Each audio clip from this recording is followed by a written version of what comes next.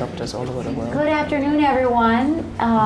Welcome to the Aspen Institute. Welcome to our conversation today, Who Will Solve the Ebola Crisis? We're delighted to have you with us. We're delighted to have this covered both by Voice of America and C-SPAN today, so many others can hear this conversation. We have some of the leading thinkers and actors who are working on the Ebola crisis with us today, and I'm delighted to welcome you all here. Let me begin by introducing myself. My name is Peggy Clark. I'm a vice president at the Institute and the head of Aspen Global Health and Development. This program is co-hosted by Aspen's sister program, Health, Medicine, and Science, run by Ruth Katz, who's right in the back there. Ruth, say hello.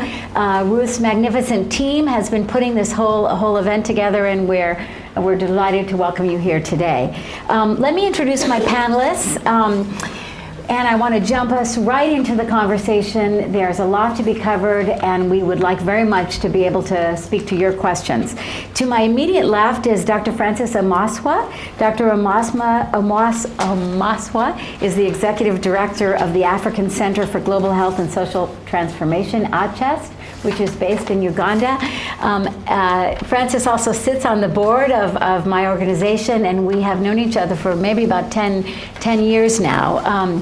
Francis is one of the leading thinkers on health systems in Africa. He was the first executive director of the Global Health Workforce Alliance and worked directly with the Director General of the WHO in that capacity. He was also founding chair of the Global Stop TB Partnership. He was one of the architects of the Global Fund to Fight AIDS, TB, and Malaria. He was also on the head of the high-level forum on health-related MDGs. He was the chair of the Global Alliance for Vaccines Independent Review Committee, among many other things. He's a graduate of Mungherera Medical School, one of the leading medical schools in the continent of Africa. He is a fierce fighter for improving Africa health systems, an incredible friend who did remarkable work in a very rural area in Uganda, which was recognized by the government, and was then asked to be the the director of the medical services for all of Uganda when they had the first Ebola outbreak in 2000, which they were able to handle and put a stop to very quickly. So there's a number of incredible innovations and accomplishments that Francis is going to share with us today. So let me just give a round of applause for Francis. She's from Uganda. And beside Francis, we have a remarkable woman. I'm so delighted you traveled to be with us today. I know you traveled quite a ways. Dr. Margaret Mungherera. She's the current president of the World Medical Association. She works in Mulago National Referral Hospital in Uganda as the senior consultant psychiatrist. In 2000, when the Ebola crisis hit Uganda, Margaret was a leading actor in helping to solve that crisis. She has been working tirelessly to improve medical associations, standards of care, regulation of doctors throughout the East Africa region. She continues to represent the Uganda Medical Association, and she chairs the Ethics and Disciplines Committee for this group. Margaret has some magnificent experiences to share with us, and is one of the leading respected doctors in Africa. So we're honored to have you with us today. Thank you for joining us, Margaret. And our panelist to my far left is Dr. Lynn Black. Lynn Black is chair of the board of Last Mile Health. She's a physician director for network development and integration at Mass General Hospital. She's on the clinical staff of the Department of Medicine and on the faculty of Harvard Medical School. She currently serves as the chief medical officer of the International Medical and Surgical Response Team for the U.S. Department of Health and Human Services. Her international work is quite extensive. She's worked on projects involved in access to maternal child health, gender-based violence, and disaster relief. She's worked in a number of places all over the world: Haiti, Liberia, Chad, Dominican Republic, Micronesia. She also serves on the Mass General Hospital Ethics Committee. Her own bachelor's degree was in nursing from the University of Vermont, her master's in public Health, was from the University of North Carolina, and she completed her internal medicine residency at Cornell. Dr. Black has just returned from Liberia, where she is the chair of one of the Frontline organizations, Last Mile Health, which is working tirelessly to solve the current Ebola outbreak. So welcome, Dr. Black.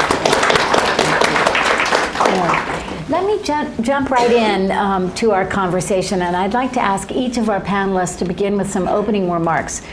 What is happening now with the Ebola crisis, and what must be done? Let me start with you, Francis. Well, thank you, Peggy, for those welcome remarks. And your question is basically asking us to point out very clearly that issues which we have been praying for, asking for, shouting for, have now been put on our tables, on our agenda by the Ebola outbreak in Western Africa. For years, we've been begging, crying, shouting, lobbying for African health systems to be strengthened. And we haven't had the support that we have been asking for. So this epidemic has basically told us that until and unless you have in each and every country a primary system for addressing the basic health needs of the population, you are a risk. You are exposing the whole world to risks such as we now have with Ebola. That, to me, is the key message from the current Ebola outbreak in West Africa. Mm-hmm. Yeah. And Francis, can you speak for a moment about when you were leading the medical service in Uganda at the Uganda? Can you speak a little bit about that experience and what was different about that than what we're facing right now? In the year 2000, Uganda had a big outbreak of Ebola, big in inverted commas, because it's now paled into virtually nothingness by the current epidemic. We had, up to now, this epidemic, we held the record for the largest outbreak, 425 patients, 425. And at that time, what happened was that a funny disease in northern Uganda was killing people. They bled through orifices, high fevers, and the doctor in the hospital where these patients were admitted called the Ministry of Health and said, something funny is going on here, could you please come? So that was on the 8th of October. The next day, the ministry sent people to that site, and they came back with specimens. 3 days later, we had the diagnosis of Ebola. And as soon as the Ministry of Health knew that there is Ebola in the north of Uganda, emergency meetings were held. We got the news through WHO, I think about 2 o'clock. By 4 p.m., we had a big meeting in the Ministry of Health, chaired by the Minister of Health himself. And we set up a task force. We got people to go to the internet to understand what Ebola was. And the next day, we traveled to Gulu, where the epidemic was. Mm-hmm. And we also found, because of the infrastructure which was already present in the country, that the local health workers, together with the government administrators, had already organized themselves. These patients were all in one ward, and the people who were treating them were aware that they have to be careful about getting this disease, whatever it was.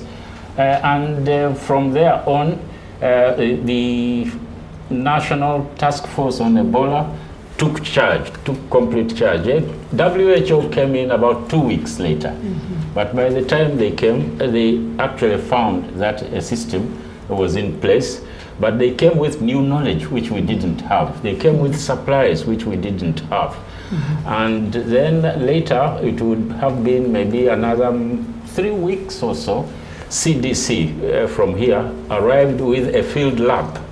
And that was the first time they were using that lab.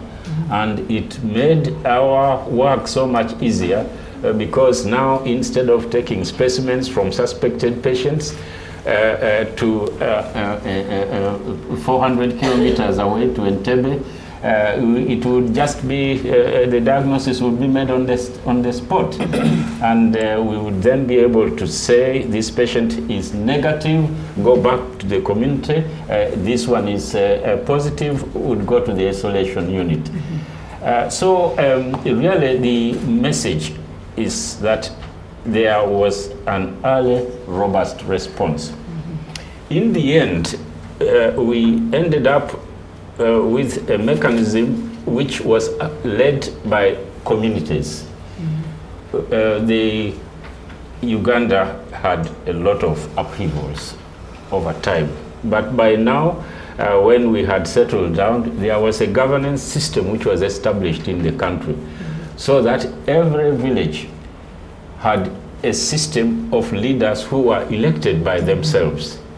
And it is those leaders who took over case identification, bringing the cases to the centers for diagnosis and so on. And those are leaders who are trusted by the people themselves, so that if the leaders knew that in such and such a home there is someone who is not well, they would intervene and they would be trusted. If there is a message to give to the communities, it would be those same people who would transmit these messages. So trust was built early between the communities and the health system. And Francis, why has this not happened in Sierra Leone and Liberia? Well, I really don't know.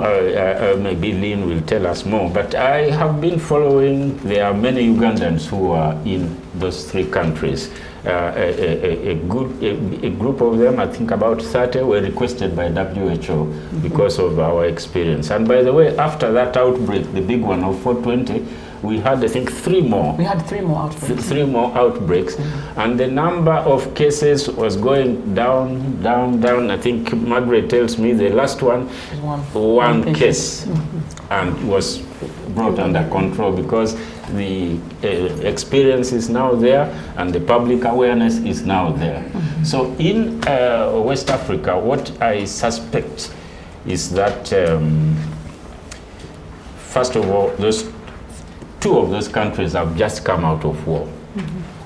We were in war also in Uganda, but our epidemic came, I think, almost 15 years after the big war, and we had a more stable government with a better infrastructure in place. So it's likely that just the local governance arrangements in the country were not strong enough for them to say something wrong is here, let's do something about it. So something might have been going wrong, but you know, there is no system for bringing in the authorities in good time. I suspect that is what happened. And also from what I hear from those colleagues who are there has been lack of trust between the population and the health system. I have got emails from colleagues who are in those West African countries saying that the population says Ebola is just a trick by the government and health workers to get donor money. There is no Ebola. So it's as bad as that. And that needs to change. That is really what needs to change, if you, to answer your question. What needs to change is that the focus should be on getting the communities themselves to own responsibility for stopping the epidemic.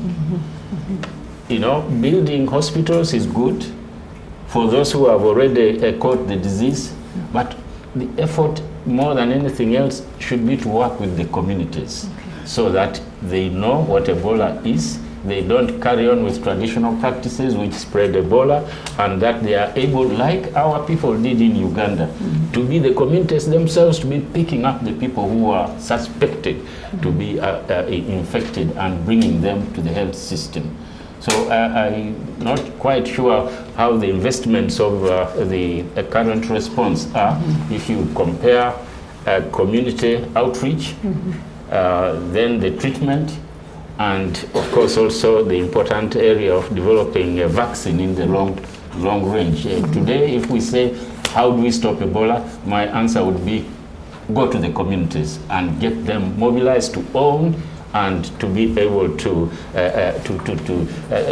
control and manage. Thank you, Francis. So we're also going to be talking about your book, African Health Leaders, which we're going to be talking about today. And also, Francis, you coined the title of this session, which is Who Solves the Ebola Crisis? So we'll return to that in a minute. Let me turn to Dr. Margaret Mungherera. And Margaret, we're delighted to have you with us today. Could you provide us with some opening thoughts about what is happening now with the crisis and what you think should be done? Maybe I should start with a correction, because I did say that I handed over as president of the World Medical Association last week. Thank you. Thank you. I'm the immediate past president of that association. Okay. I'm the second African to hold this post since 1947, and I'm the first African woman to hold this post, to be elected into this post. It's an association which represents more than 9 million physicians all over the world, in 107, now 110 countries all over the world.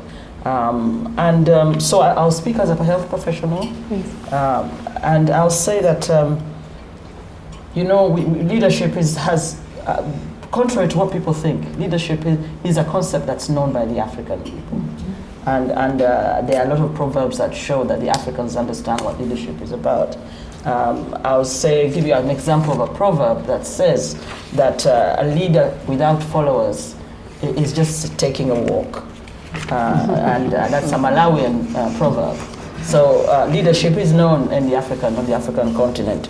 And I think again, to add on what he's been saying, I think what needs to be done is the leadership, is strengthening the leadership, developing the leadership, and a lot of what he said is that what really needs to happen. Now, I'm going to talk about leadership among health professionals, and say that, and I keep saying this, that if you have an army and you don't have the majors and the generals and the colonels, and you have the new recruits and you have the privates in the army, then you can't win a war. And that is what's happening on the African continent.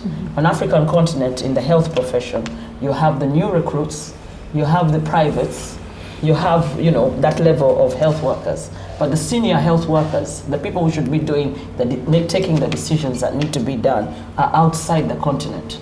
They are outside there, in other countries, and looking for what they call greener pastures.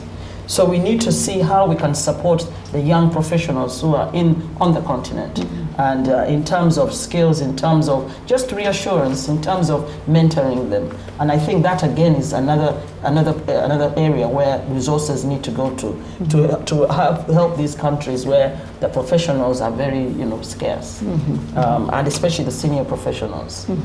So we need some leadership development there. I also want to just add that I think those of us who are still there in those African countries, who are the senior specialists or the senior professionals who are there, I think the world needs to do a bit more listening to what we think should happen. We are not being consulted, not by anyone really, and decisions are being made on where the resources should go. And no one is saying, you guys who are on the ground, what do you think should happen? And we do have few of us there, but some of us are there. And I think that again needs to be happening. Continually consulting those who are really on the ground. He spoke about the whole community empowerment, which is very, very important. Just to show that the last case that we had was the one case in Uganda that got infected and was confirmed infected by the CDC lab, the lab that had been set up in Uganda. And I was in charge of the case management in the main hospital in Kampala, in the capital city. And I prepared my staff, and we had the case definition, we had a group, we were ready with the isolation center and everything. And nobody turned up. Nobody came, because that one person, they were able to get all the contacts around that person. But we only got one case. And what I want to say is that it did not take much resources. By the time government said, we are looking around for money, it had been controlled. We were Ebola free, 21 days later. And so in other words, probably it's cost effective. It's more cost effective to do that sort of thing. So maybe I want to just say that a lot of money goes in treatment on the African continent. Very little money goes on health promotion and prevention. Right. And again, that's where we need to be looking at. And therefore, we're dealing with this epidemic or this outbreak is not to say we are going to make sure we deal with this one issue, but we need to move on and strengthen the systems in terms of health promotion and disease prevention. Thank you. When you look at the Africa as a whole, the systems, the countries down in the eastern and southern part of the continent are more developed in terms of disease surveillance, integrated disease surveillance systems, emergency preparedness or response. There's been more that's been done for so many reasons. And therefore we need to raise the profile of those that are in the western part, in the western, below the Sahara, but sub-Sahara, but in the western part of West African, in the western part of Africa. Thank you. So Thank you, we need to be strengthening those systems as well. Okay. So money, if anybody is dealing with this outbreak, it should not be thinking about only the immediate, but should be in for the long haul. In other words, the midterm and the long term. And the long term will be about strengthening health systems, and especially with integrated disease surveillance and emergency preparedness. Good. Thank you, Margaret. Thank you. Let me turn to you, Lynn. Many in this room are really afraid that Ebola will turn into a worldwide epidemic and phenomenon, and you have just returned. You're immediately aware of some of the panic, frankly, that's happening right now. In your opening remarks, can you also address whether you believe this will become a worldwide phenomenon? What are you seeing right now, and what has to happen? And help us sitting here in the United States understand a little bit about what has gone wrong, and your organization, Last Mile Health, is right at the front lines. What is going right? I gave you about 4 questions there, but just start with whichever one you want. Thank you. Thank you. And I just want to start off saying I am really so impressed that all of you have turned out today. This is such an important topic, and it really gives me hope to see that you're all in the audience. And I'm so humbled to be sitting here with these 2 amazing leaders in Africa, and I only feel like I can learn from them. And I'm here to do what I can to help you. So I just wanted to start off saying that. I'm going to back up and just do a minute about Last Mile Health, which is the organization that I'm working with in Liberia. The founder of our organization is Liberian. So we do have that piece. I'm not Liberian. We've been there since 2007. The Civil War ended in 2004, and it was a 14-year civil war. It was brutal and decimating. It destroyed communities, it destroyed families. And if one can imagine, can a country be left with PTSD? I think it can be. It was a brutal, brutal war. 2004, that's only 10 years ago. So we're talking about a country, and we now have President Sirleaf, who is the president there, that has been gradually building, but definitely building this country back with improvements in many sectors. The child mortality rate has dropped. So we have this. We have gone in, and our mission, we're a health group, was really to reach the remotest areas, the poorest people, and believe that everyone deserves health care, quality health care with dignity. So the model had always been you're supposed to come to the health center, and we just flipped it around, and we decided we would train, go into the villages, meet with the leaders, identify people, and train a professional staff of frontline health workers and give them all the tools with training, supervision, equipment, pay, ongoing supervision. And we have gone into an area that's 15,000 square miles of, 1,500, we're not to 15,000 yet, 1,500 square miles of dense rainforest, and we have 100% coverage for childhood illnesses right now. So it is so doable. So this is the footprint. We're in Southeast Liberia, we're there, we're working with the Minister of Health under their leadership, and then Ebola comes. And it's changed everything. We've gone from, our vision is long-term, to being asked, could we now respond to the Ebola response? Well, we're not the community health workers are not disaster responders, but we're there. And there's a moral imperative, and we have a footprint there. So what we've done is the healthcare workers, we've gone out, they are all now trained on Ebola education. We are now working with ramping up the primary health centers around Ebola, of which most have been deserted, not really understandably by the healthcare workers. If you don't have the right equipment, if you're fed fear, fear does terrible things. And we could talk about what's happening in the United States around fear right now. So it's understandable they've left. But if we can bring in the education, bring them back to work, and make this transition from the community health center to the primary health center to the major hospitals or the Ebola treatment units, we can get this under control. It just has to reach all the way into the communities, as you were saying earlier. It won't happen just in the Ebola treatment units. Yeah. Can you respond to the question that I didn't respond about to? whether you think this is going to become a worldwide phenomenon? So I asked you about force, so that's okay. Which is what everybody in this room is wondering. No, I do not think this is going to become a worldwide phenomenon. I think I think that we need to continue ramping up what is happening on the ground in West Africa. I mean, I think that needs a very, very serious investment in doing this appropriately. And there are many people in the United States who are willing to go. I can speak for that. And I can actually say in the community, one of the communities we worked in, 20 of the women are waiting and ready to be trained to work in an Ebola treatment unit.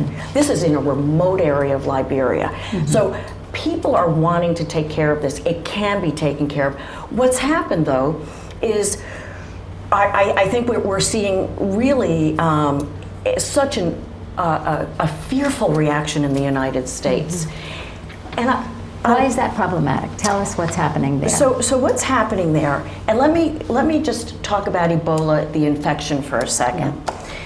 So Ebola is very frightening. I mean, none of us, I do not want to get Ebola. It is a very frightening illness. However, it is very difficult to get Ebola. Let me tell you, influenza, which kills many more people, is so much easier to get. Ebola is, you have to have contact, I know you've all heard this, but with bodily fluids. So I'm going to be kind of graphic here, but you have to have somebody vomiting on you. So you can envision a mother holding a baby who's vomiting, or their sister or brother who's vomiting, or profuse diarrhea, cleaning up children, I'm being very graphic, but I think this is what we have to understand. You have to have contact with to get Ebola.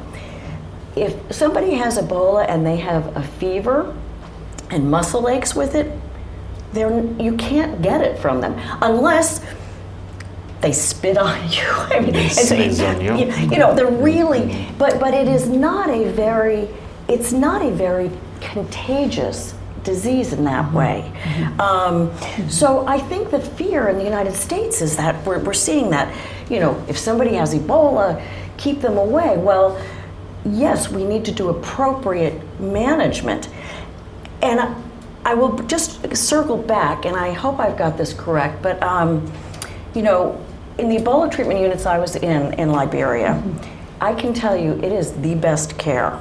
It is extraordinary care. And it's in part they are able to give the care, and they are well protected. The healthcare workers have to be protected. I think what happened in Texas is they were using what they called, and we talked about this earlier, and I want standards that had been set earlier for Ebola in Africa, which did not include full protective gear, the spacesuits that we all see. It includes gloves and a mask, but exposed skin, exposed hair. And I think there was some of that took place in Texas. Which is why the nurses got sick. However, I want to actually address, why is it okay for that to be the standard of protective gear in Africa and not here? It's horrifying to me. The standard should be the same everywhere. So let me ask you, are you worried that all of the attention about Ebola coming to the U.S. and Europe will take attention away from the places in Africa where it really needs to be solved, and people will say this is hopeless, there's no ability to address it there? What is the narrative you want people to understand about how to stop it? So I think that's such a good question, thank you. So the thing that I can say is, yes, this is frightening, yes, this is serious, and yes, we can take control of it. We can absolutely control this. The issue is we need to have people like you support getting resources into the communities, and that we develop our healthcare workers. And I will just put in a plug with Last Mile Health. We're following this up very quickly with primary health care teaching for our community health workers who are doing Ebola teaching. This isn't a drop-in, do Ebola, leave, because Ebola will be back in a couple of years. This has to be a full continuum of managing this. Good, thank you. Let me ask all of you this question.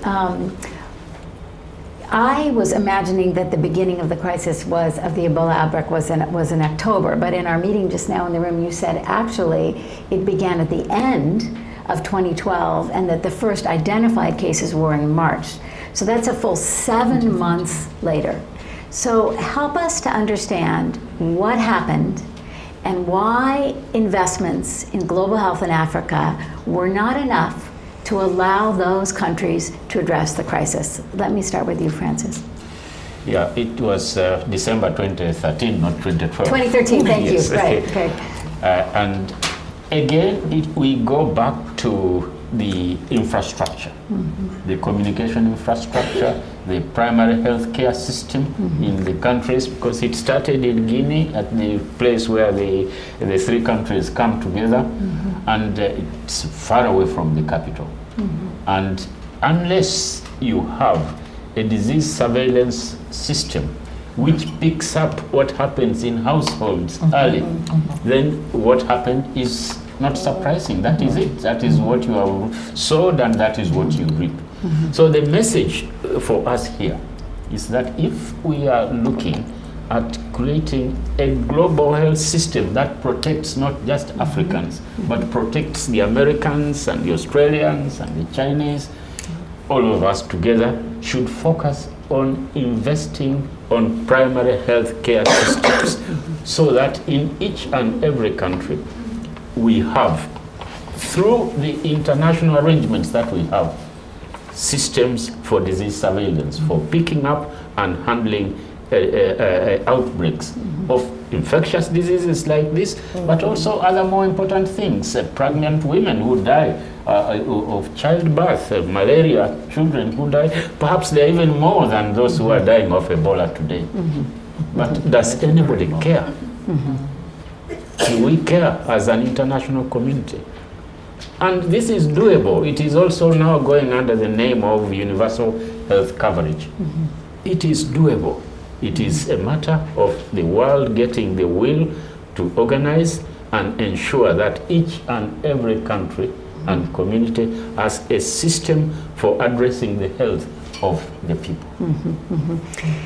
Margaret, can you respond to that question of how things have gone so wrong after these 7 months from the first detection of the case, and what more should the international community be doing now? Why did it happen that we haven't brought it in check, and what more should the international community be doing? I think the three countries that we are talking about are not the only countries which have weak health systems. And we need to recognize that there are countries around those countries which also have weak health systems. But there are countries which have stronger health systems, like Nigeria, which is, which was able to actually quickly, deal with, has had a good response and has been able to curb the spread. I think we need to do a bit more in terms of doing a bit more in terms of finding out exactly why the other countries that are around there have not had the same experience because they've been in conflict too, and they've got the same weak health systems. I think never has the cliche global village been more real than it is now. I think everybody now agrees global village. And when you have a village and you have people on one side of the village who have an issue, and you're on the other side of the village, sooner or later it catches up with the other side of the village if you don't help and deal with it on the other side. And I think this is what's coming out very clearly, the need for us to look at the world, as one globe, and not looking at it as in bits and pieces. But the other thing is we are now in the information age, so we say. And we should not take it for granted that everybody has access to information.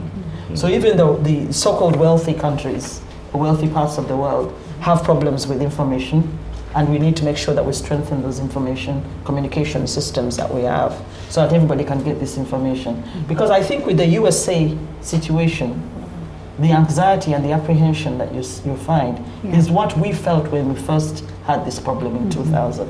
A lot of it is because of lack of information.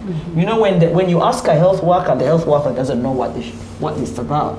You as the patient or the person who's seeking information, you know, it's quite frightening. Right.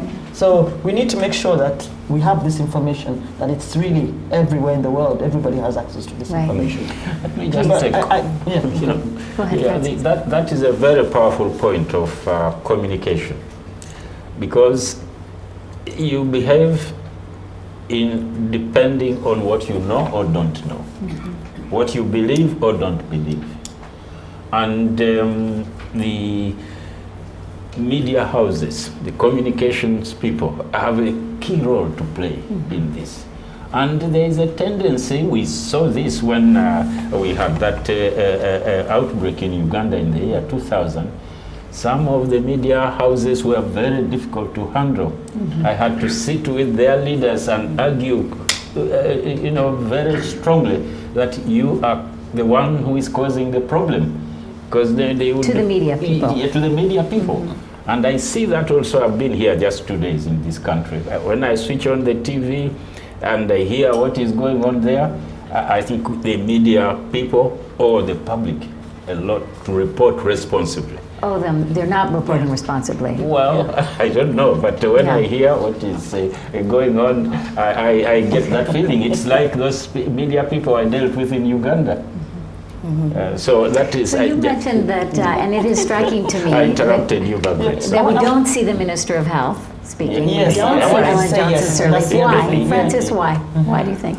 That is correct. When you are sort of like watching the international TV, so even listening to the radios, it is, you know, MSF and World This and maybe Margaret Chan or the World Bank. Those are the faces of the epidemic. Where is the president of Liberia or Sierra Leone or Guinea or the Minister of Health or the chairperson of the task force?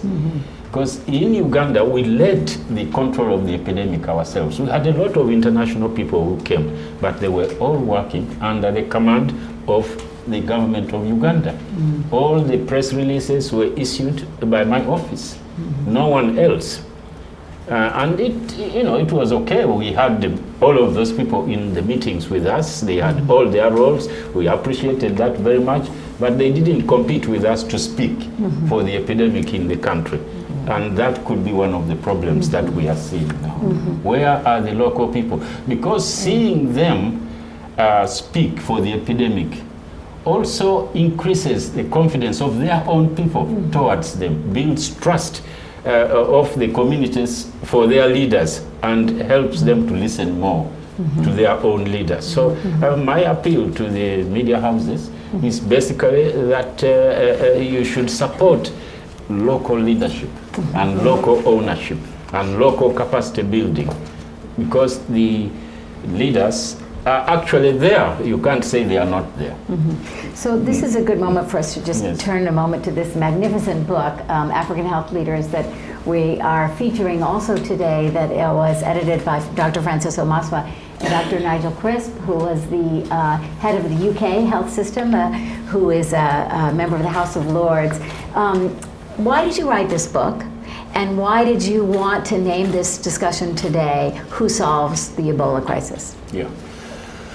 Well, the book is titled African Health Leaders, Making Change and Claiming the Future. A lot of what is happening in Africa, particularly the good things, are not reported. A lot of things which are written about Africa are written by non-Africans. So this book redresses that situation. We have 23 contributors. One of them is an Englishman. The rest are all Africans. And the book has catalogued success stories by African individuals who in 14 countries have each done something which has made a difference in their country, using local resources, using their own communities. I can give you some examples. In Malawi, Dr. Mhango has written about reducing the maternal mortality in Malawi from having been one of the worst in the world.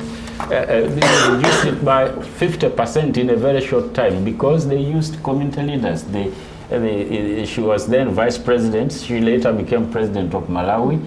She engaged with the local traditional leaders to get women to go to antenatal clinics and to build those centers in the delivery sites where women can come and wait before the day for delivery comes, and so on and so on. That's one beautiful story which is in the book.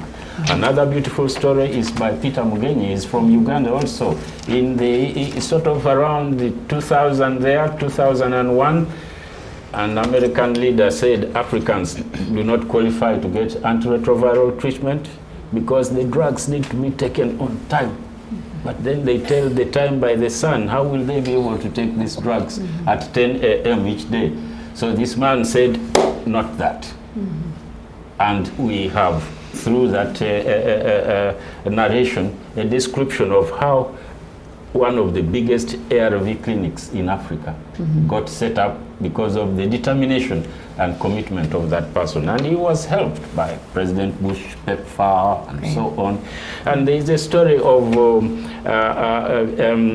surgical technicians in Mozambique, written by Dr. Pascal Makumbi, who was Minister of Health, then Prime Minister of Mozambique. But when he was Minister of Health in 75, 76, they got independence, the Portuguese left, there were the doctors in that country, and there were no doctors left in the country. So he started to train medical assistants, nurses to do cesarean sections. And now that program has done so well because they are called surgical technicians. And now you don't have to have a doctor doing a cesarean section. In some countries it has to be not even just a doctor but an obstetrician. But a nurse properly trained can do a cesarean section very safely. So that is told in this book. So that's one message. It's sort of saying, yes, we can. Then the second message of the book is about us, people like Margaret and me. We are as educated as anyone else in our field. We know so much. But we believe in the book that we have let our people down. The leadership which we should be showing to our political leaders, to our communities, has in many ways been wanting. So the book is challenging African techno-professionals. That's what I call them in the book. Please step up. Africa now is a different Africa. The Africa that I grew up in was very hopeful. Then in between, things went very bad. But the last 10, 15 years, Africa is better again, driven mainly by two forces. One is an African initiative itself. The African Union transformed from OAU to AU, which is more people-centered, and also zero tolerance for illegitimacy. You can't take power by force and go and sit with the other leaders. Not allowed. Because of that, there's been more stability, more economic growth. Africa is more hopeful again. So it is time for people like Margaret and me and some of the Africans who are here, let's step up and show leadership. Then the last third point is asking our partners from outside Africa to listen more to us, what Margaret was saying, like that situation in Liberia or Sierra Leone and so on. The people who can lead are there. Give the list of the terrific performers who are there.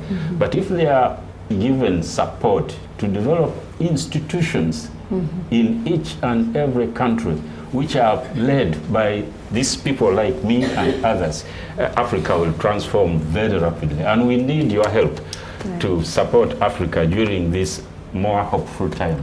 So that is what the book is about. Great. Also, the book is for sale outside over time.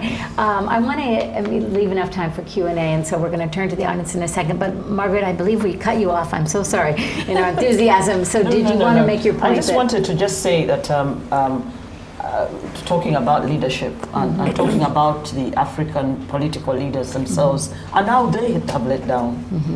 So it's not only the professionals, but and in this situation, I think this is what happened. Is that it's one thing finding an epidemic and we face asking them to speak, but what their own responsibilities were not carried out the way they should have done. The governments themselves in those countries needed to do a bit more in terms of, as Professor said, in stepping up to the challenge. Right. But I also want to just say that in Africa, African governments have signed so many declarations, there's so many policies, roadmaps, you name it, it's there. But it's the implementation which is a problem, and that is where the leadership, you need the implementers to come, to the implementation to happen. And I'll give one that is really disturbing, and I think this is what's happening in these countries, is that traditional medicine is the conventional medicine of Africa. Everything else is alternative, really. And when you look at that 82%, I was saying 82% of Africans will go to a traditional healer as the first point of contact. And they will continue even as they get treatment. But I was just saying that that the African governments have agreed some time back that they would integrate this traditional medicine into the national health systems that they have. But they've not done so. None of the countries have done that. Even South Africa, which was slightly ahead, has not done as well as it should. So in countries where you're trying to deal with an epidemic and you're not engaging with the communities, then of course the traditional belief systems, you're not going to be able to get to those and try and modify those. And therefore, that alone, that's another weakness of the system. But I would also say the final one is the mental health services, because I'm a psychiatrist and I need to say this. I come from a country of 36 million people. We are 36 psychiatrists in that country. We have countries in Africa which have only one psychiatrist or no psychiatrist. And I'm not talking about only psychiatrists, psychiatric nurses, and just the knowledge of mental health is a very big one. And I think in these countries where this problem has come, the mental health problems are just and there's very little that's being done to address those problems. Already there were no services in place, and then you have this thing coming in. So people are resorting to what they know best, and that is the traditional medicine and their traditional systems and their beliefs that they have, because there's no services out there. So we need to be also putting a bit more money into mental health in Africa, and make sure that we have more specialists, but we have services for people to be able to address some of these issues. Good. Let's turn to the audience. Do we have microphones? Okay. We have one on this side of the room and one on the other side of the room. Questions from the audience for any one of our panelists? Yes, please. Wait 1 second for the microphone to come over to you and tell us your name and your organization, please. Thank you. Rosemary Reed, DC Historical Society. You said that Ebola would be again another year, but I was going to ask you, do you have any sense of where people are catching the disease? I was told it was an animal, and I was wondering if you had a clear idea of which animal, how they were catching it, and why do you think there will be every couple of years return? Why do you think what? Ebola would return. Why? Okay. Thank you. Do you want to take that? Could you take that? I will start with that, and then if you want to jump in. The original, it was traced, they think, to a bat, and that it's a zoonotic illness, so it comes from an animal, and that in some of the areas of Guinea, they capture bats and eat them, and that's called bushmeat. And that's where the first source was thought to come from. Now it's actually more person to person. It's not really, because there has been a lot of education around not eating bushmeat. So the contagion now is more person to person. But once this gets under control, that does exist in the environment in animals. And so it's, at some point, it will come up again. I can elaborate briefly on that. It's a very important question. It is a zoonotic disease. It is resident in the animal population, but somewhere along the way, either the humans will eat those animals or get in contact with those animals and pick up the disease. Up to now, Ebola has been endemic in the Central African region there, Uganda, DRC, South Sudan, Central African Republic, and so on. But this is the first time that we've seen Ebola in Western Africa. And it is going to be there now. So it's just a matter of up and down, and those countries like ours should be prepared for Ebola now. Okay. Can I just add on something very quickly on Please. that? Can I just say that one of the, that a lot of, there are other issues like in the environment in terms of people moving into where the animal environment, or of actually invading the animal environment, getting into, where they should not be living. And there's a bit more of that happening in terms of getting into the forests and living much nearer where these animals are. But I also want to just say that one of the recommendations that came out in terms of cutting down on these epidemics was what they called integrating the linking animal health surveillance systems with human health, the human disease surveillance systems. So that, because usually what we are hearing is that whenever you have an Ebola coming out, you always have animals dying first. Before you get the people begin to die, and therefore those who are in the animal health profession or that area actually get to know this before we do. So we should recommend that the linking of the two surveillance systems in terms of prevention. Good. Let me take a few other questions right in the back, please. Could you tell us your name and organization and your question?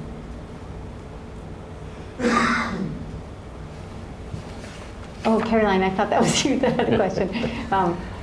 Yes, over here on this side. Yes, this gentleman right here and then this woman. Let's take a couple of questions and then we'll respond. Just the gentleman in the front row first and then the woman in the second row right behind. Please. Hi, my name is Jay Pandya and I work for Anywhere LLC. We're a company based in DC and we provide portable power-free sterilization for surgical instruments. And my question is, what are some of the challenges in the supply chain that are going on with this epidemic right now in Africa, and in terms of what had happened in Uganda, and you've been in Liberia, so great. if you could So address the that. question, for those of you who couldn't hear, is what are some of the challenges in the supply chain that are happening? And let's go to our next question. Let's take a couple of questions in a row, and then we'll turn the woman right here, please. Kathleen Durr, educational consultant in Columbia. What I would like to know is how helpful are these traditional medical people? Are they supportive, and do they have authentic information to provide people, since this is the first person that infected people go to see? Thank you. Good, thank you. And then the right here, Susan. There's a question right here that Susan is. Thank you, Caroline. Hi, I'm Dr. Susan Blumenthal, former United States Assistant Surgeon General. There have been over 24 outbreaks of Ebola since it first emerged in 1976. What are the lessons that we've learned? You've talked about health systems and community outreach in terms of community workers, but was that the sole solution, to that? I mean, how did they die out in those communities? I mean, they do reemerge, but what lessons have we learned? And I guess number two, there are people who've been exposed, but they don't develop Ebola. Is there antibodies being formed by some of these people, do you think? It's very helpful. And then we had one more question over here. Let's take the floor and then we'll go. Yes, please, sir. Tell us Hetherington. I have a question, Dr. Omaswa, you seem to say that someone can contract Ebola if they're sneezed on by an individual who has the virus. But Dr. Black, you seem to say that that's really not a concern and that you would have to be thrown up on or have diarrhea on yourself to contract the disease. I mean, just to be very graphic here. Being sneezed on is something that happens fairly frequently, so that would be a major concern and would almost make the disease airborne. Okay, good. So we have 4 good questions. One, what are some of the challenges in the supply chain right now? Secondly, traditional medical personnel, are they useful or not in this situation? The third question is, what lessons have we learned? There have been multiple outbreaks of Ebola, and the fourth, in terms of contagion, sneezing. So let's begin with you. Would you like to respond to any one of those questions? Sure. I'd love to respond to them all, but I won't. I will start just quickly with the traditional healers, because that is something that we work with in Liberia. And know that they usually operate with their own traditional belief systems. They are not, as a rule, integrated into what has been known as Western scientific medicine. And it speaks to why it is so important that we actually, I know we're speaking again, in the communities, we're reaching out to the traditional healers. We're reaching out to the village chiefs. We're reaching out to the religious leaders in the area, because those are the people that will inform the communities. Those are the people that have the trust in the communities. And that is part of what we need to do, because fear right now is driving so much of what's happening. And people are now fearful to go to the Ebola treatment units because they don't understand what's going to be happen to a family member. They're separated from them. And if they happen to be in Monrovia, they're afraid that if the family member dies, they'll be incinerated. And this is a very culturally, religiously terrible thing to happen to a family member. So I think that the answer about the traditional healers is that they really aren't part of the system, and part of our job is reaching out to them. Yeah. Just to elaborate on that, the traditional medical health systems have been there all the time, and they are near the people, and they are trusted by the people, and actually they help the people. Otherwise, no one would be using them at all. Particularly, we have a psychiatrist with us here. They have a way of a practice which has time for the patient. And communication. Their communication is very powerful. So, and the other point which I think Margaret was pointing out is that the African Union itself has, and together with WHO, have got plans to integrate traditional African health systems into the normal health systems. Everything is written up, but it varies from country to country. Their recognition, the platforms which they are given, and the message really, one of the lessons is that this traditional former Assistant Secretary, what is it? Surgeon General. This is one of the lessons, to integrate the traditional health systems with Western systems so that they are one system. There's the trust and the... Yes, yeah. So can I give you an example of myself when I was doing my what you call residency here in psychiatry? We were given an examinable course of 3 months of traditional medicine, and that meant that we sat alongside the traditional healers, and we tried to understand. This was intended to change our own perception, our attitude towards them, so we don't look at them as undesirable people that we should get rid of. And therefore, that needs to happen. So when you talk about integration, it's also integrating into the educational system so that the health workers can actually be able to work alongside or be able to refer to each other. actually. Right. In And I terms, think the question that she's asking is, do the traditional healers in these countries have the information they need right now? But you see, if you haven't got them in the system and they're out there and you're doing your thing, then you can't get to them. So I think what we're saying is that it's not happening yet in many countries. In that and the attempts to do that in working along with them the answer and giving them the information that they need. Is no, simple The answer no, is no. and it needs to happen. Right. Okay. Let's address something because supply chain question. What are the challenges? Can you go to that one? We've had Rob? tremendous challenges with the supply chain. One is just having enough materials that we need, and personal protective equipment and gloves, etc., that we need, the reagents for the blood testing.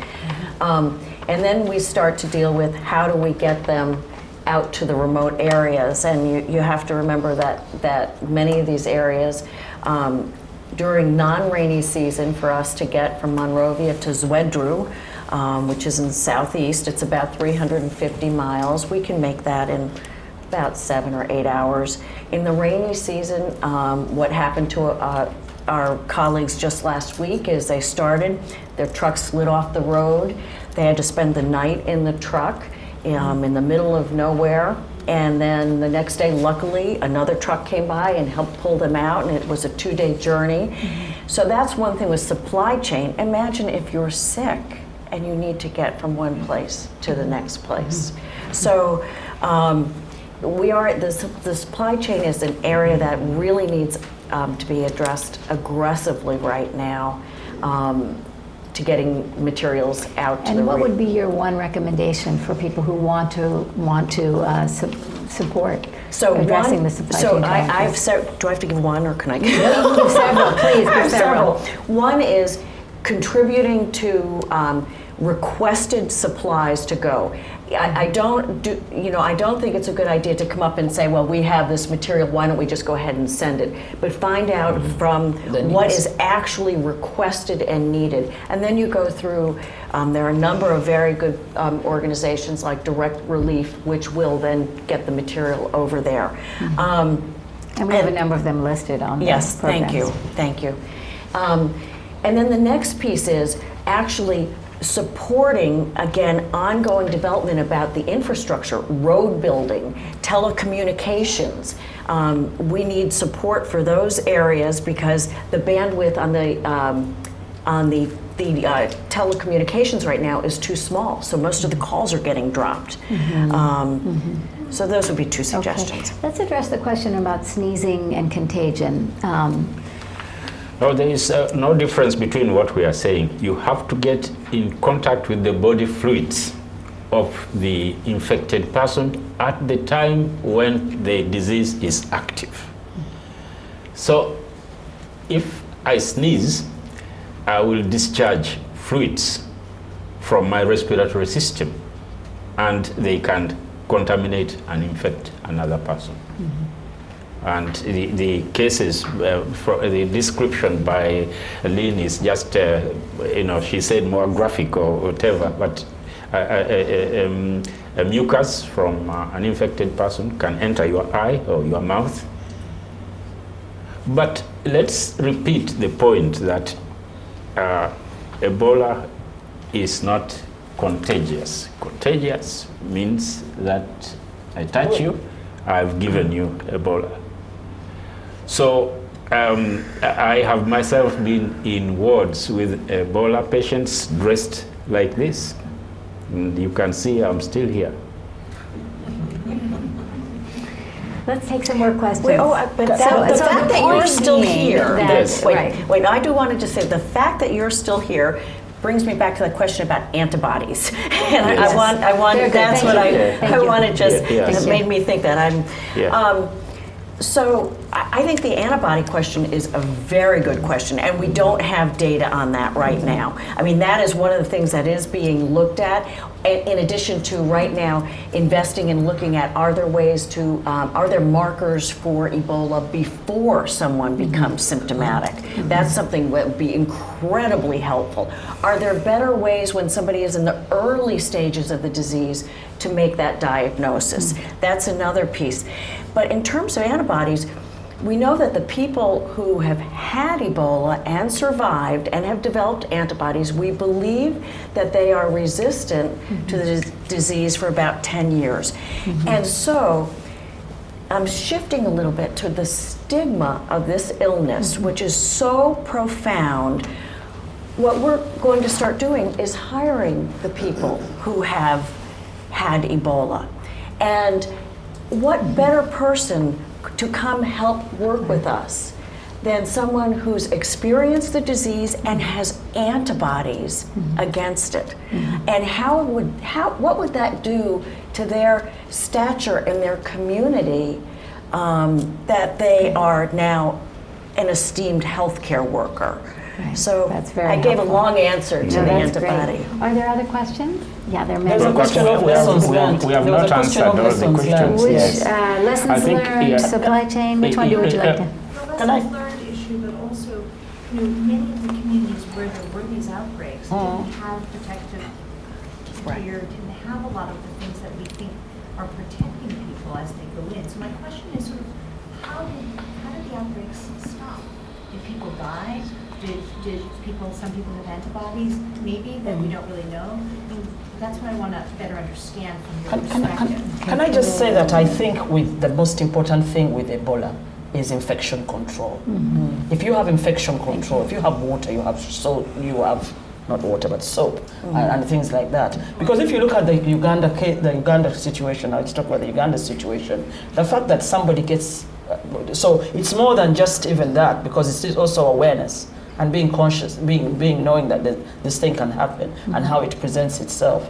If you have, what tends to happen, what we've done now in Uganda is that if the community says somebody has something that might be Ebola, immediately the people come, we have a system where people will go and compile the whole list of contacts that we have, that contacts, anyone who's been in contact. And then they are seen every single day by a certain group of health workers who check on them in conjunction with the communities. So the whole disease surveillance is also very important in terms of contact tracing, but also that sort of awareness that you have to do to make sure that communities are aware. But I wanted to just say that for me, 3 things that we've learned out of this whole thing, at least for Uganda, is that prevention is much more easier, it's cheaper, and it's more cheaper and easier to do, cost effective to do. The second thing is that health workers, you need to have enough of them, you need to have them skilled, and you have to have them motivated. So you need that, to have that, and I think that's a lesson learned. The third one is health literacy, is that health literacy, having a community or a population that understands how things work and how disease, what should be done. Yeah, I thought that's 3 things that have lessons. Lessons learned. Yeah, there are many lessons, but some perhaps the ones which I see are key. Every country needs to have a mechanism where the health system reaches households, and you can actually be able to know that a funny thing is happening in this area, let someone come and deal with it from the higher echelons of the system. That is one. Then the other lesson, in the case of Ebola and other hemorrhagic fevers, by the way, it's not just Ebola alone. There are 3. There are 3 of these. Ebola has 2 other brothers. Is that once an outbreak is suspected, very robust action needs to take place around communication and then around isolation and treatment, whatever that is needed next.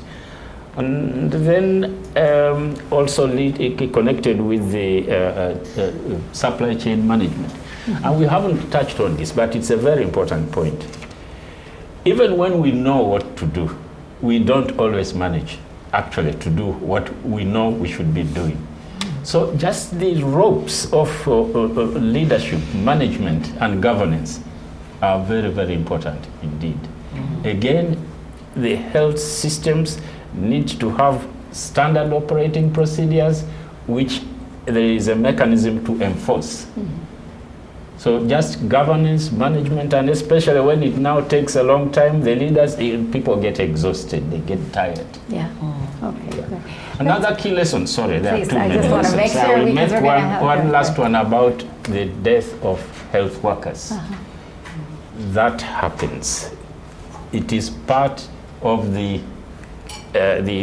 professional hazards. But the people who die or health workers who fall ill need to know that there is someone who cares about them. And in fact, even to prepare them to accept that, you are going into this area of treating this illness, you can catch the illness and die from it. And like the soldiers, when we had that outbreak, the political head of the district of Gulu was a retired colonel. And when we were at one of the funerals, he stood up to speak and say, "I'm very sorry that this health worker has died, but this is part of your job as health workers. For us in the army, we even have a department of death. So we expect to die when we are in the army. So you people, when you go also to treat Ebola patients, just like us," and so that was very striking to me, and it's important for health workers to know that. But There are also, many questions. Can I say one more lesson? Really quick, One more because there's lesson. a lot of that questions patient and safety really- should be at the center of healthcare. Yes. Yeah. Okay. Now, we had a number of questions. I'm going to take a bunch of them. Caroline, the gentleman in the white shirt, the woman first. Please stand up. Tell us your name and organization. Okay, hello, my name is Binali from Center for Science, Technology, Security and Policy from AAS. My question is, I heard that there are another region of Ebola outbreak, which is a culture and ritual thing of West Africa. For example, on the funeral ceremony, they kiss to the dead body and they get infected. And is there other example related to culture, and is there any other solution about it that goes on? Yeah, Good, thank you. Let's take the question of the gentleman in the white shirt This is here, mass tradition. and then we'll go over here. Did you have a question? Yeah. Yep. My name is Benjamin Rangel. I'm with the International Rescue Committee. At least 70 members of the U.S. Congress have openly supported a travel ban from the area. Can you just kind of talk on the effect a travel ban of the area would have on combating the disease? Thank Good, you. thank you. And this gentleman right My here. name is Dmitry Borisov, the future of peace operations at the Stimson Center. My question is very short. Before building a robust health system, don't you need to address the widespread corruption first? What did you say? Address corruption? Widespread corruption in West Widespread Africa. corruption. Okay. And this gentleman right here? I'm Sikon Akpan with NPR. I was wondering what adjacent countries are doing right now to fortify their health systems, and let's see. And has Ebola harmed their abilities to do so due to the reallocation of funds? Great, thank you. And I think I saw someone else urgent, they had a hand up. Was there someone I missed? Yes, please, sir. Yeah, and wait 1 second, here comes the microphone, and tell us who you are. I think you're a friend of Dr. Omaswa. Yeah, I'm Sabe Dwari. I'm a public health consultant. I have some knowledge of the African health system. Mine is not a question, but just to raise some of the important issues that the panel talk about. And also answer that question. Okay. Adjacent countries? Are you from an adjacent Yeah, I just came back from doing a workshop first in Abidjan for all the Francophone non-affected countries to see how they are prepared to respond in the case Ebola enter. And one of the key things is to be prepared to deploy a team to find out what is going on and try to respond. Those three countries, Liberia, Sierra Leone, and Guinea, have a weak health system. And when you have a weak health system, you cannot do a good surveillance. So by the time we know that there was something going on, it was too late. Since 2005, we know that Lassa fever, another disease, was spreading in that area. So with a good surveillance system, they could have known that something like Ebola would come. So health system is key. But we don't advocate for health system. We advocate for malaria, we advocate for breast cancer, we advocate for. So nobody put money in the health system.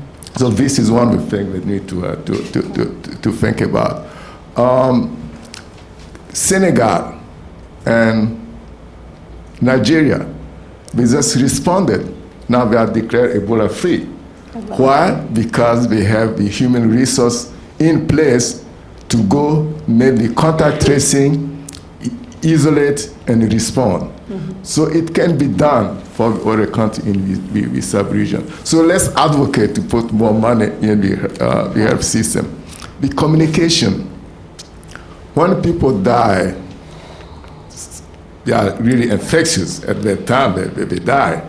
So some of the burial practices is when they transmit the disease. But you need to talk to the community so they understand that situation. Because you are asking them to get rid of a practice that they have used it for ages. So communication and talking with the community to get their trust is what is key in the effort we are doing. Thank you so much.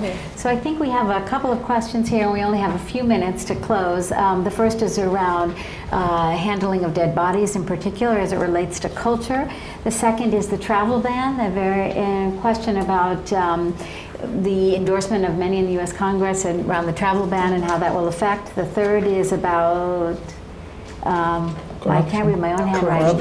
Corruption. And the fourth is from the NPR colleague about adjacent countries. So let me ask, would you like to respond first to any one of those questions?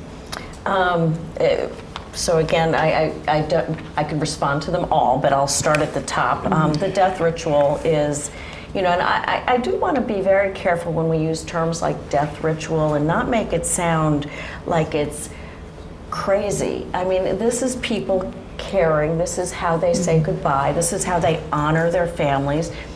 In our culture also, we often kiss a dead person that is deceased, or we touch them, or we hold their hand. This is not, so I want to be very careful as we describe death rituals that we're not talking about something very bizarre. It's they really just care. There's a washing of the body and a ceremony. But it speaks to, I think you said it very eloquently, it's the education, it's engaging the religious leaders. People need to know that if they don't do that, their mother, father, child, loved one, brother, sister will be okay. And that they're not deserting them. So I think that's part of how I would answer that. I do want to also just say that, something about the corruption. Corruption is everywhere. It's everywhere. It isn't just over there. Corruption is everywhere. And I think that corruption does need to be dealt with, but the way you can deal with it is simultaneously with strengthening. You can't just get rid of corruption and then bring something else in. It's a simultaneous process. So I think your question really is a good one, and many people have asked, if we give money to this, is it going to just go into corruption? And I don't think that is the case with this situation at all, but I do think your question is a good one. Okay, good. We are running out of time. I want to make sure we get to those outstanding questions. The travel ban. Can anyone respond to the effects of the proposed travel ban on Africa? Can I just say that I've moved to a number of countries this year as president of the World Medical Association. And when you enter Uganda, the airport, every single person fills in a health form. And everybody has a temperature taken, and everybody has a contact address, and I feel very comfortable about that. So I'm just saying that. So you would not endorse the travel ban? What I'm saying is that I think when you start when you start these travel bans, you give a false sense of oh, I'm safe because, you know, I'm not coming from that group comes from West Africa, they've been banned from coming, and we are okay. Because the world is such that people move in these countries, you don't know where people have been. They might have come from West Africa, gone to South Africa, gone to Europe, gone to the US. By the time they come into Washington, they've been to 6 different countries, and you can't know where they started from. And the other thing is because of the nature of the illness itself, in that you take 21 days. So the first 3 days you are in somewhere else, the next 3 days you're somewhere else. By the time you get to Washington, you know. So I think it gives a false sense. The other thing is that we do need help out there, and people like you need to be coming back, to be allowed back into the US. So we need people to be able to go and come out and travel and deal with this problem. I think this problem is not about traveling. Okay, It's nothing so to do it's with not about traveling. that. It's Okay. something much more. Okay. But can I just Very quickly, because we're out of time. Very quickly, because I really didn't want this to let go. I think we do know that in low and middle income countries, that 20 to 40% of the money that is thrown at the health system is wasted, is wastage, and it goes into corruption. And I think we must, you know, that's an area that we must really. But the thing is, as we talk about leadership within governments, in the government sector, we must talk about leadership in civil society and make sure that we are, those of us who are outside the government sector, can actually continue to do the pressure, to be the pressure groups that are needed to make sure that this corruption is you know, is dealt with. Thank you. Yes. Please, Francis. So this book is about your attitude, because what I see, even the way you asked the question, is an attitude question. Please, let's start to change those type of attitudes about Africa. Africa is a given up place. They are all corrupt. Nothing will change.